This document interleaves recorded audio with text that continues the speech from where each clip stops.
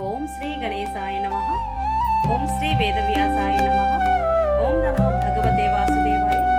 మహాభారత గ్రంథ పారాయణలో భాగంగా ఈరోజు మనం 385వ రోజుకు చేరుకున్నాము.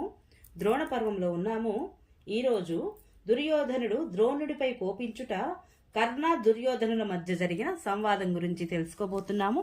చాలా బాగుంటుంది, చివరి వరకు స్కిప్ చేయకుండా చూడండి. హరే కృష్ణ. శుక్ల అంబరధరం విష్ణుం శశివర్ణం చతుర్భుజం ప్రసన్నవదనం ధ్యాయేత్ సర్వవిఘ్నోపశాంతయే. నారాయణం నమస్కృత్య నరం చైవ నరోత్తమం దేవీం సరస్వతిం వ్యాసం తతో జయముధీరయేత్. హరే కృష్ణ. ఇక మనం పారాయణ ప్రారంభించుకుందాము. సంజయుడు చెబుతున్నాడు, రాజా, జయద్రథుడు మరణించడంతో నీ పుత్రుడు దుర్యోధనుడు కన్నీరు కార్చసాగాడు. అతని స్థితి చాలా దయనీయంగా ఉంది. శత్రువుల మీద విజయం పొందాలని అతని ఉత్సాహమంతా నీరు కారిపోయింది. అర్జునుడు, భీమసేనుడు, సాత్యకి కౌరవ సేనను ఎక్కువగా సంహరించారు ఈరోజు. ఇది చూసి అతని ముఖం వెలవెలపోయింది. కన్నులు నీటితో నిండిపోయాయి. అతడు మనసులో, ఈ భూమిపై అర్జునుడితో సమానుడైన వీరుడు లేడు. అతనికి క్రోధం కలిగితే అతని ఎదుట ద్రోణాచార్యుడు, కర్ణుడు, అశ్వత్థామ, కృపాచార్యుడు కూడా నిలువలేరు. ఈ రోజు యుద్ధంలో అతడు మా మహారథులందరినీ కూడా ఓడించి సింధురాజును వధించాడు. కానీ ఒక్కరు కూడా అతనిని ఆపలేకపోయారు. అయ్యో, మా యొక్క ఇంత పెద్ద సైన్యాన్ని పాండవులు అన్ని విధాలా కూడా నష్టపరిచారు. ఎవరి మీది నమ్మకంతో మేము యుద్ధానికి కత్తులు నూరామో, ఎవరి పరాక్రమాన్ని ఆశ్రయించుకొని సంధి ప్రస్తావన చేసిన శ్రీకృష్ణుడిని కూడా గడ్డి పరకలా భావించామో, ఆ కర్ణుడిని కూడా అర్జునుడి యుద్ధంలో ఓడించాడు ఈ రోజు అని అనుకోసాగాడు. మహారాజా, ఈ జగతికి అంతటికీ ద్రోహం చేసిన మీ పుత్రుడు దుర్యోధనుడు ఇలా ఆలోచిస్తూ లోలోపల వ్యాకుల పడసాగాడు. అప్పుడు ద్రోణాచార్యుని దర్శనం కోసము అతని వద్దకు వెళ్లి కౌరవ సేనకు కలిగిన మహా విపత్తును గుర్చిన సమాచారం అంతా అతనికి నివేదించాడు. శత్రువులు విజయం సాధించారని, కౌరవులు విపత్ సముద్రంలో మునిగిపోయారని కూడా చెప్పాడు. ఇంకా, ఆచార్య, అర్జునుడు 7 అక్షోహిణీల మన సైన్యాన్ని నాశనం చేసి మీ శిష్యుడైన జయద్రథుడిని కూడా వధించాడు. అయ్యో, మనకు విజయం సాధించి పెట్టాలని తమ ప్రాణాలను కూడా త్యజించి యమలోకపు దారిని పట్టిన ఉపకారులైన ఆ స్నేహితుల రుణము మనం ఎలా తీర్చుకోగలము? మన కోసం ఈ భూమిని జయించాలనుకున్న ఈ భూపాలురు భూమండలంలోని తమ సంపదలను వదిలివేసి తామే భూమిపై నిద్రిస్తున్నారు. ఇలా స్వార్థం కోసం మిత్రులను చంపి ఇప్పుడు నేను 1000 సార్లు అశ్వమేధ యాగాలు చేసినా కూడా పవిత్రుడిని కాలేను. నేను ఆచార భ్రష్టుడిని, పతితుడిని. నా వాళ్ళందరికీ నేను ద్రోహం చేశాను. ఆహా, రాజులందరి మధ్య నేను తనలో లీనమయ్యేలా ఈ భూమి ఎందుకు బద్దలు కావడం లేదు? నా తాతగారు రక్తసిక్తాంగుడై అంపశయ్యి మీద పడి ఉన్నాడు. అతడు యుద్ధంలో దెబ్బతిన్నాడు. అయినా అతనిని నేను రక్షించలేకపోయాను. కాంబోజరాజు అలంబసుడు ఇంకా అనేక మంది మిత్రులు చనిపోవడం చూసి కూడా ఇంకా నేను బ్రతికి ఉండడం వలన ప్రయోజనమేమిటి? ఆచార్యవర్య, నేను చేసిన యజ్ఞ యాగాదులు, నూతులు, బావులు తవ్వించడం వంటివి పుణ్యకార్యాల మీద, నా పరాక్రమం మీద, నా పుత్రుల మీద మీ ఎదుటనే ఒట్టు వేసి మరీ చెబుతున్నాను. ఇక నేను పాండవులతో పాటు సమస్త పాంచాల రాజులను చంపాకనే శాంతిస్తాను. లేదా నా కోసం యుద్ధం చేస్తూ అర్జునుడి చేతిలో ప్రాణాలు కోల్పోయిన వారి లోకానికే నేను కూడా వెళతాను అన్నాడు. ఈ దశలో నా సహాయకులే నాకు సాయం చేయడం లేదు. ఇతరుల మాట అలా ఉంచండి. స్వయంగా మీరే మమ్మల్ని నిర్లక్ష్యం చేస్తున్నారు. అర్జునుడు మీకు ప్రియ శిష్యుడు కదా, అందుకే ఇలా అయింది. ఇప్పుడు మాత్రం కేవలం కర్ణుడే మనస్ఫూర్తిగా నా విజయం కోరుకుంటున్నాడని నేను గమనించాను. మిత్రులెవరో సరిగా గుర్తించకుండానే వారిని మిత్రకార్యంలో వినియోగించినను మూర్ఖుడిని కార్యాలన్నీ ధ్వంసమవుతాయి.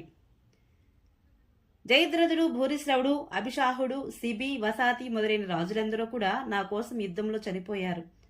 వారు లేని నాకు ఈ జీవితం వ్యర్థం. కాబట్టి వారు వెళ్లిన చోటికే నేను వెళతాను. మీరు కేవలం పాండవులకే ఆచార్యులు. ఇప్పుడు నాకు వెళ్లడానికి అనుమతి ఇవ్వండి అని ఆక్రోశించాడు దుర్యోధనుడు. రాజా, మీ పుత్రుడి యొక్క మాటలు విని ద్రోణాచార్యుడు మనసులోనే ఇలా బాధపడ్డాడు. కొద్దిసేపు మౌనంగా ఏదో ఆలోచిస్తూ ఉండిపోయాడు. ఆపై చాలా వ్యధతో, దుర్యోధన, ఎందుకు నీవు నన్ను నీ వాగ్బాణాలతో ఛేదిస్తున్నావు? అర్జునుడిని యుద్ధంలో గెలవడము అసంభవమని నేను నీకు ఎప్పుడు చెప్తూనే ఉన్నాను. ముల్లోకాలలోనూ సర్వశ్రేష్ఠుడైన వీరుడని మనం అనుకునే భీష్మ పితామహుడు కూడా పడిపోయినప్పుడు విదురుడు, నాయనా దుర్యోధన, ఈ కౌరవ సభలో శకుని విసురుతున్న పాచికలు అనుకోకు నువ్వు. ఇవి ఒక రోజున వాడి బాణాలుగా మారుతాయి అని చెప్పనే చెప్పాడు. ఆ పాచికలే అర్జునుడి చేతిలో బాణాలై మనలను చంపుతున్నాయి. అప్పుడు విదురుడు చెప్పింది నీ తలకెక్కలేదు. విదురుడు ధీరుడు, మహాత్ముడు. నీ మేలు కోరి అతడు మంచి మాటలు చెప్పాడు. కానీ నీవు మాత్రం విజయోల్లాసంలో ఆ మాటలు పెడచెవిని పెట్టావు. ఈ రోజు జరుగుతున్న ఈ భయంకర మారణ హోమం అతని మాటలు వినని దానికి ఫలితము. తన హితైషులు, మిత్రులు చెప్పే హితవాక్యాలను అవహేళన చేసి ఇచ్చ వచ్చినట్లుగా వ్యవహరించే మూర్ఖుడు కొద్ది కాలానికే శోచనీయ స్థితికి చేరుకుంటాడు. అంతేకాదు, నీవు ఇంకొక పెద్ద గొప్ప అన్యాయాన్ని కూడా చేశావు. మా అందరి ఎదుటనే ద్రౌపదిని సభకు పిలిపించి అవమానించావు. ఆమె గొప్ప వంశంలో పుట్టింది, సమస్త ధర్మాలను పాటిస్తుంది. ఆమెను ఇలా అవమానించడం తగదు. గాంధారీ నందన, ఆ పాపానికే ఈ మహాఫలం వచ్చి పడింది నీకు. ఈ లోకంలో ఆ ఫలం కనుక లభించకపోతే పరలోకంలో నీవు అంతకంటే ఎక్కువ దండనను అనుభవించాల్సి వస్తుంది. పాండవులు నాకు పుత్రతుల్యులు. ఎప్పుడూ ధర్మాన్ని ఆచరిస్తూ ఉంటారు. బ్రాహ్మణుడు నన్ను చెప్పుకుంటూ వారికి ద్రోహం చేసిన వాడిని నేను తప్ప ఇంకెవరుంటారు? దుర్యోధన, నీవైతే మరణించలేదు. కర్ణుడు, కృపాచార్యుడు, అశ్వత్థామ, శల్యుడు వీరందరూ కూడా ఇంకా బతికే ఉన్నారు. అయినప్పుడు సింధురాజు ఎందుకు మరణించాడు? మీరంతా కలిసి అతనిని ఎందుకు రక్షించలేకపోయారు? జయద్రథుడు విశేషించి నిన్ను నన్ను తన ప్రాణాలు కాపాడుతామని నమ్ముకొని ఉండిపోయాడు. అయినా కూడా అర్జునుడి చేతి నుండి అతనిని రక్షించలేకపోయాము. ఇప్పుడిక నీ ప్రాణాలను కాపాడేవారు ఎవ్వరూ కనిపించడం లేదు.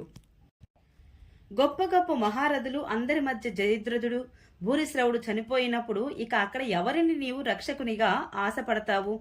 ఇంద్రునితో సహితంగా దేవతలందరూ కూడా చంపలేని ఆ భీష్మాచార్యులు మృత్యుముఖంలో పడినప్పటి నుండి ఇక ఈ భూమి నీకు దక్కదని ఆలోచిస్తూనే ఉన్నాను. ఇలా చూడు, పాండవ సృంజయ సేనలు కలిసికట్టుగా నా మీద దాడి చేస్తున్నాయి. దుర్యోధన, ఇప్పుడు పాంచాల రాజులందరినీ చంపనిదే నేను ఈ కవచం విప్పను. నేడు యుద్ధంలో నీకు మేలు కలిగే పనే చేస్తాను. నా పుత్రుడు అశ్వత్థామ వద్దకు వెళ్లి చెప్పు, అతడి యుద్ధంలో తన ప్రాణాలు కాపాడుకుంటూ ఎలాగైనా సోమకులను సంహరించాలని, వారిని ప్రాణాలతో వదిలిపెట్టవద్దని. దయ, దమం, సత్యం, సరళత్వం మొదలైన సద్గుణాలు కలిగి ఉండు. ధర్మ ప్రధానమైతే కార్యాలనే ఎప్పటికీ చేస్తూ ఉండు. బ్రాహ్మణులను సంతృప్తిపరచు. నీ శక్త్యానుసారము వారిని సత్కరించు. ఎన్నడూ అవమానించకు. ఎందుకంటే వారు అగ్ని జ్వాలల వలె మహా తేజోవంతులు. రాజా, నేను ఇప్పుడు మహాసంగ్రామం కోసం శత్రు సైన్యంలోకి వెళ్తున్నాను. నీకు శక్తి ఉంటే సైన్యాన్ని రక్షించు. ఎందుకంటే కోపంతో మండిపడుతున్న కౌరవులకు, సృంజయులకు ఈరోజు రాత్రి కూడా యుద్ధం జరుగుతుంది అని తీవ్రంగా పలికాడు. ఇలా అని దుర్యోధనుడు పాండవులతో, సృంజయులతో యుద్ధం చేయడానికి వెళ్లిపోయాడు. ఆచార్యుని ప్రేరణతో దుర్యోధనుడు కూడా యుద్ధం చేయాలని నిశ్చయించుకున్నాడు. అతడు కర్ణుడితో ఇలా అంటున్నాడు, చూడు, శ్రీకృష్ణుడి సహాయంతో అర్జునుడు ద్రోణాచార్యుడి యొక్క వ్యూహాన్ని ఛేదించి యోధులందరి ఎదుటనే సింధురాజును వధించాడు. నా సైన్యము అధికాంశం అర్జునుడి చేతిలోనే నశించిపోయింది. ఇక కొద్దిగానే మిగిలి ఉంది. ఈ యుద్ధంలో ద్రోణాచార్యుడు అర్జునుడిని అడ్డుకోవడానికి పూర్తిగా ప్రయత్నించి ఉన్నట్లయితే అతడు 1,00,000 ప్రయత్నాలు చేసినా కూడా దుర్భేద్యమైన ఆ వ్యూహాన్ని చెదరగొట్టగలిగేవాడు కాదు. కానీ అతడు ద్రోణుడికి చాలా ఇష్టడు. అయినా ఆచార్యుల వారు జయద్రథుడికి అభయం ఇచ్చి కూడా అర్జునుడికి వ్యూహంలో ప్రవేశించడానికి దారి ఇచ్చాడు. అతడు ముందే జయద్రథుడిని ఇంటికి వెళ్లడానికి అనుమతించి ఉన్నట్లయితే ఇంత పెద్ద మారణ హోమం జరిగి ఉండేది కాదు. జయద్రథుడు తన ప్రాణాలు రక్షించుకోవడం కోసం ఇంటికి వెళ్లడానికి సిద్ధపడ్డాడు. కానీ అధముడైన నేనే ద్రోణుడి యొక్క అభయం పొంది అతనిని ఆపివేశాను. ఈనాటి యుద్ధంలో చిత్రసేనుడు మొదలైన నా తమ్ముళ్లు కూడా మనం చూస్తూ ఉండగానే భీమసేనుడి చేతిలో చనిపోయారు. కర్ణుడు, సోదరా, నీవు ఆచార్యుడిని నిందించకు. వారు తమ బలము, శక్తి, ఉత్సాహం అనుసరించి ప్రాణాలకు కూడా తెగించి యుద్ధం చేస్తూనే ఉన్నారు. అర్జునుడు ద్రోణుడిని దాటుకొని సేనలో ప్రవేశించాడు. ఇందులో అతని దోషమేమీ నాకు కనపడడం లేదు. నేను కూడా ఆ రణరంగంలోనే నీతోనే ఉండి చాలా ప్రయత్నించాను. అయినా సింధురాజు మరణించాడు. కాబట్టి ఇందులో ప్రారబ్ధమే ప్రధానమని అనుకో. మనిషి ప్రయత్నశీలుడై ఎప్పుడూ నిస్సంకితుడై తన కర్తవ్యాన్ని పాటించాలి. కార్యసిద్ధి దైవాధీనం. మనం కపటంతో పాండవులను మోసగించాం. వారిని చంపడానికి విషమిచ్చాము, లాక్షగృహంలో దహించాము, జూదంలో ఓడించాము, రాజనీతి సహాయంతో వారిని అడవులకు కూడా పంపాం. ఈ రీతిగా మనం ప్రయత్నించి వారికి ప్రతికూలంగా చేసినంత ప్రారంధం వలన వ్యర్థమైంది. అయినా కూడా దైవం నిరర్ధకమని భావించి నీవు ప్రయత్నపూర్వకంగా యుద్ధమే చేస్తున్నావు. రాజా, ఈ రీతిగా కర్ణుడు దుర్యోధనుడు ఎన్నో మాటలు మాట్లాడుకుంటున్నారు. ఇంతలో యుద్ధభూముల వారికి పాండవ సేన కనపడింది. మళ్ళీ మీ పుత్రులకు శత్రువులతో తీవ్రమైన యుద్ధం మొదలైందని సంజయుడు ముగించాడు. ఓం నమో భగవతే వాసుదేవాయ. ఈరోజు పారాయణ ఇంతటితో సమాప్తం.